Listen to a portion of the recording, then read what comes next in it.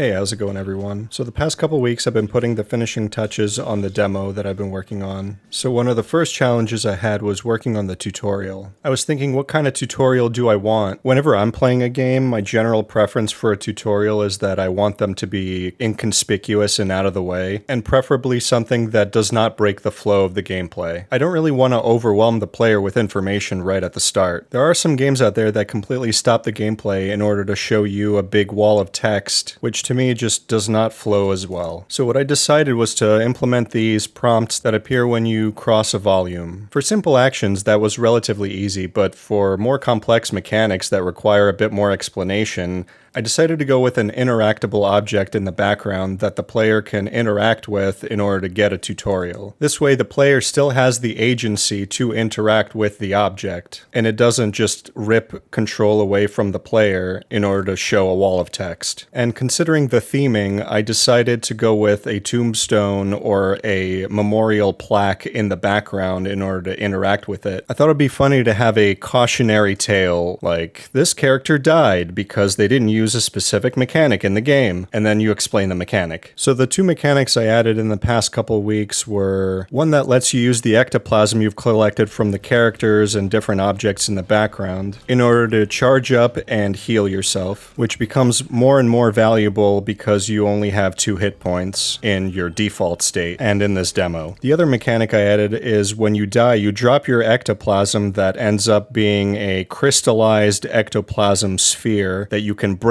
to get half of your ectoplasm. And ectoplasm is a currency that's quite important in the game. You use it to heal yourself, you use it for buying upgrades, as well as activating the checkpoints. And later in the game, you're able to swap out that charge ability. Instead of heal, it would be something else, like a really powerful attack. Another thing that I was working on were implementing the sounds and the music. One thing I realized is very important, especially in Unreal Engine, is something called concurrency. It lets you categorize different sound effects. Say you have a sound effect for impacts, which you want it to be a different category than the sound effect for enemy sounds. For each category, you have to set the amount of that specific sound that can be spawned into the world. Because let's say you have 10 enemies on screen and each one of them have a sound effect for each step that they take, and that is 20 sound effects, and that would just be for steps. So what concurrency does is it drops some of the sound effects so that it doesn't overwhelm, and also good for performance. You also have to categorize your music by sound class. So in specific games there is an option to turn off the sound effects just to hear the music, or you can turn off the music just to hear the sound effects in the volume settings. So this would be something that lets you do that. This is important for when you're trying to get dialogue across, but you have music playing at the same time and you want the dialogue to be louder than the music, so you want the music to be turned down while the dialogue is playing. This was also useful in the little celebration stinger that plays when you pick up an upgrade.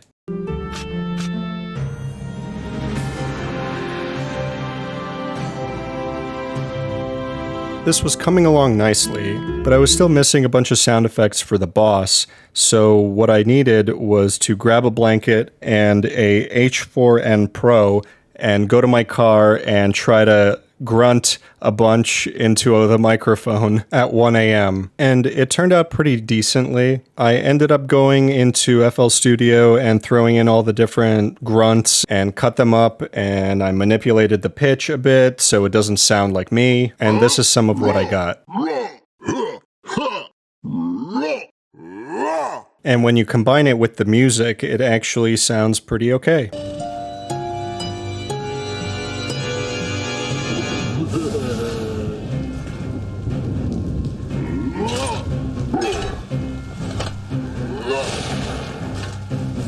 The other little bit I wanted to add was the loading screen. So the loading screen is a widget that appears in front of everything so that you don't see the level loading. So what I did was I rendered out a few frames of the character's run cycle and I made a sprite sheet that I put into a material and used a flip book in order to animate it, and then I threw that into the widget and just animated it running across. For the main menu, I ended up using all the assets that I already had from the first level, and I set them up in a different way in order to create a new scene. Here's a little fly-through of that area.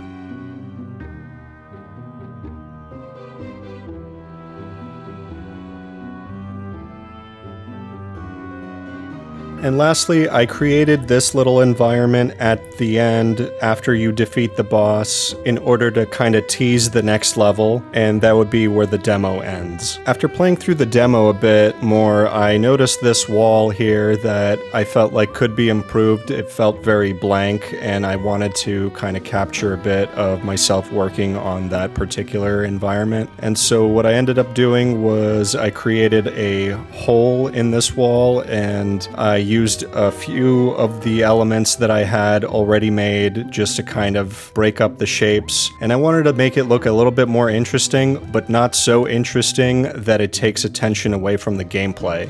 And the main idea here is to have a contrast. You want something in there that kind of gives a bit of depth, but not so much contrast that it takes the attention away. Using a sort of fog card, I also managed to kind of break up the shape in order to give a bit of sense of depth as well. And I also like to add little foreground chains just kind of hanging around, as well as these little pillars in the foreground, and kind of having them be dark so that they're not completely interfering or taking attention away from the main gameplay. That's also why all of the main gameplay elements are brighter. And here is that section in its completed state.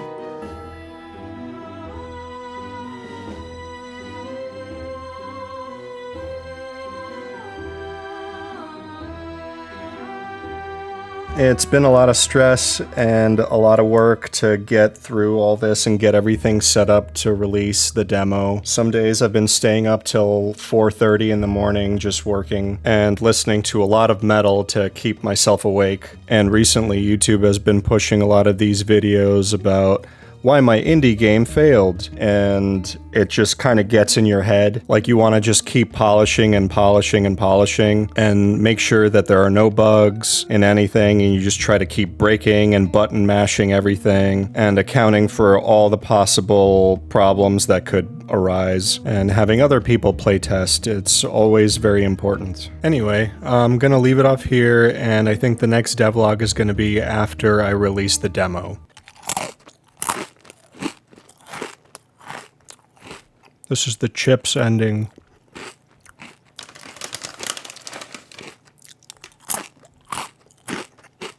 Yeah, pretty good. Gotta stop snacking at midnight. Also, watch out for that ghost behind you.